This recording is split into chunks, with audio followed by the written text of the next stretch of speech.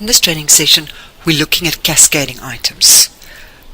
So before I select my Coke case over here, I need to show you the setup. Once again, there's two steps.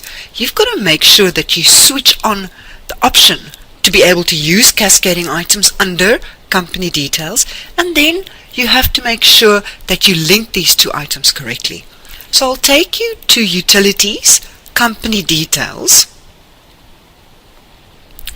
Default Settings 1, and over here we switched on Enable Cascading Items. Now, what is a cascading item?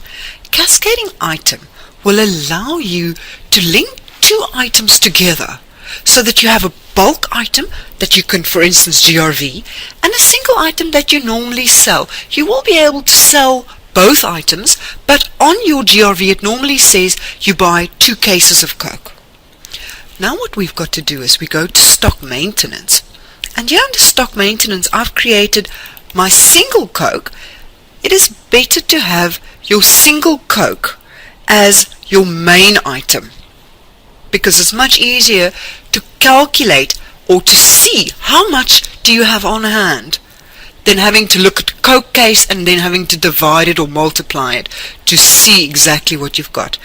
My Coke case, we said report to, so we have to report it to our single item, and then very, very important, you have to specify your conversion rate.